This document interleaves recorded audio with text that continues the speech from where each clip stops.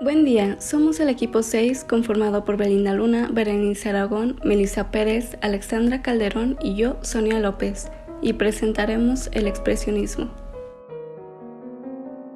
En esta presentación del expresionismo veremos su surgimiento, su visión o bien cosmovisión, la evolución del expresionismo, algunos de sus pioneros, su concepto y obras representativas.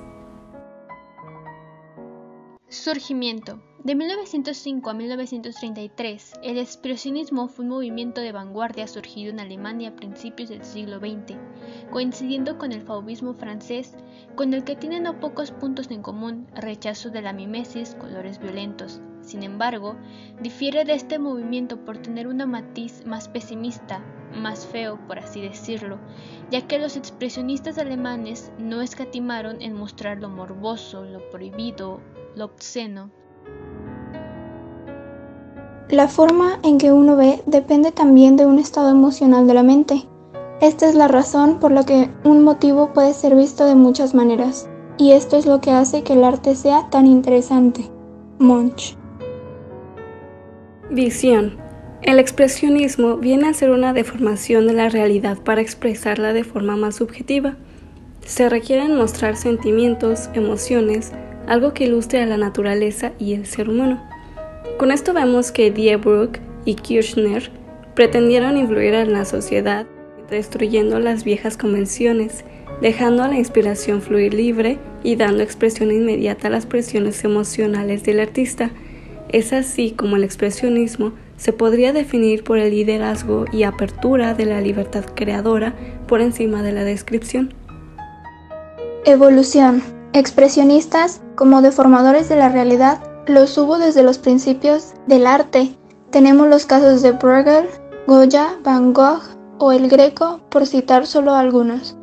Pero fue en esta atmósfera prebélica de Alemania cuando artistas de tendencias muy diversas y diferente formación y nivel intelectual se unieron para la creación de un arte más personal e intuitivo, donde predominase la visión interior del artista, la expresión, frente a la plasmación de la realidad, la impresión. Pioneros. El fundador más famoso del movimiento es Ernst Ludwig Kirchner, autor de uno de los cuadros más apreciados en el Museo Thyssen-Bornemisza. Sin embargo, dos figuras abrieron la puerta al expresionismo años antes que los jóvenes alemanes y que Ernst Ludwig. Munch en Noruega y Ensor en Bélgica fueron pioneros en mostrar lo grotesco y lo extraño, en definitiva, la disección del alma humana. Concepto.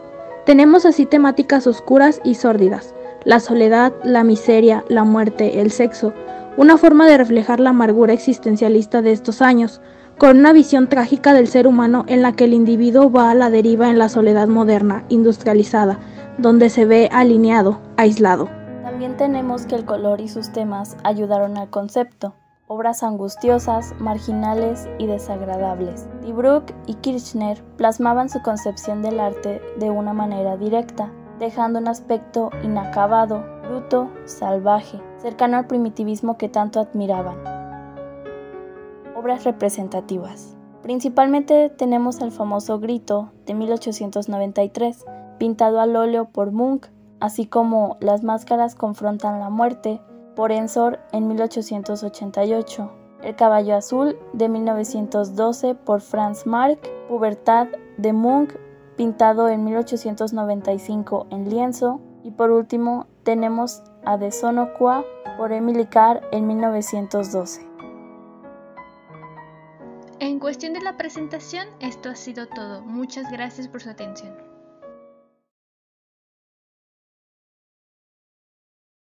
Dentro del expresionismo podemos encontrar a Edvard Munch como uno de los principales pioneros de dicha vanguardia, así que revisemos su biografía. Nació el 12 de diciembre de 1863 en Lodz, Noruega, hijo del médico militar Christian Munch y su esposa Laura Catherine. Tuvo una infancia muy difícil, ya que cuando aún no había cumplido los 5 años, su madre murió a causa de tuberculosis. 9 años más tarde, su hermana Sophie, 2 años mayor que él, fallece de la misma enfermedad. De todo ello surgió una personalidad conflictiva y un tanto desequilibrada que él mismo consideraba la base de su genio. Después de un año en la Escuela Técnica de Arquitectura en 1880, decide dedicarse a la pintura. Se inscribe en la Escuela de Dibujo Cristiana y pasará algunos veranos pintando en la Academia de Pintura al aire libre del paisajista First Taulot, asimilando un realismo de inspiración francesa. En 1885 realiza un corto viaje a París y conoce de cerca algunas de las obras de los impresionistas, tales como Monet, Renoir, Degas y Pizarro.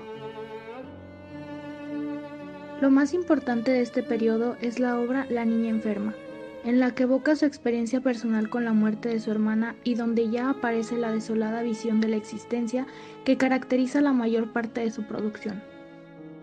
En 1889 vuelve a viajar a París y durante un breve periodo de tiempo es alumno del pintor academista Léon Bonnat.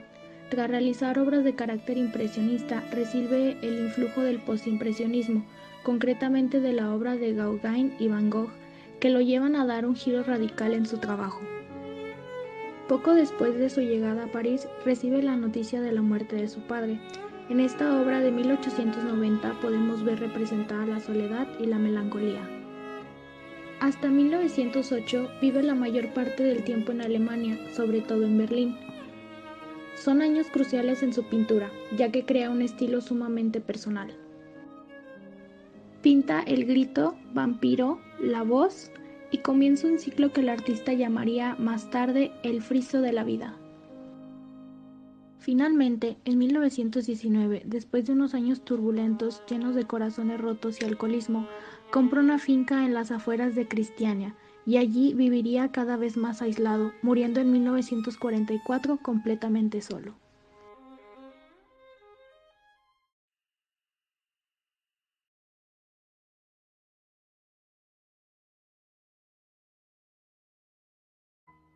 Para concluir, podemos decir que el expresionismo era una forma de romper con los cánones clásicos, principalmente para dejar el impresionismo atrás y darle paso a la libertad, la exteriorización de los sentimientos sin buscar belleza ni ningún valor estético, basándose en la intuición y haciendo uso de colores intensos, técnicas bruscas y en algunos casos la deformación para representar la realidad, sin apartarse totalmente de ella.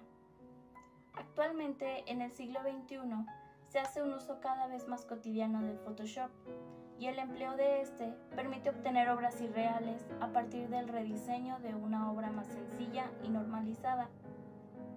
Y esta es probablemente una de las razones por las que actualmente, con el uso del Photoshop u otras herramientas, la realidad nos alcanza o nos aleja cada vez más, haciendo que continuamente nosotros como espectadores tengamos diferentes perspectivas y o conclusiones de una misma obra. También las obras comienzan a dejar un poco ese sentido orgánico, puesto que se deja de lado por completo tomar un lienzo y un pincel para plasmar la obra. Ahora todo es digital. Sabemos ya que el arte moderno se considera como una corriente que vino a cambiar por completo nuestro panorama, al ser una innovación del arte tradicional, ya que este tipo de arte simboliza una forma nueva de entender la función del arte y la teoría, dado que la estética en la filosofía se encarga de estudiar la belleza y el arte como temas principales. A medida que ha avanzado el pensamiento y las creaciones artísticas, se han ido acercando a las abstracciones y la necesidad de expresar sentimientos, emociones y puntos de vista, como juicios objetivos y juicios subjetivos también. Y de esta manera, el arte y la filosofía, siendo uno solo, se convierten en un elemento fundamental de la vida humana, convirtiendo también el arte como un predecesor de movimientos sociales, provocando que nosotros como sociedad nos veamos obligados a estudiar por medio de la filosofía estética la importancia del arte y de todo aquello que tenga que ver con el espíritu de los hombres, como son los sentimientos y la fantasía. Finalmente, el arte moderno es importante porque marca un periodo de la historia en el que se plasma una nueva perspectiva de concebir este movimiento en la sociedad. Se utilizan materiales que son innovadores y se representa un tipo de arte que rompe las fronteras y es más libre, el cual está reflejado en nuestra sociedad. Cada periodo histórico deja una huella particular que narra y representa qué estábamos viviendo a través de una pintura, melodía, novela, escultura o danza. Y solo podemos entender y sentir el verdadero arte de una época si desarrollamos constantemente nuestro criterio estético.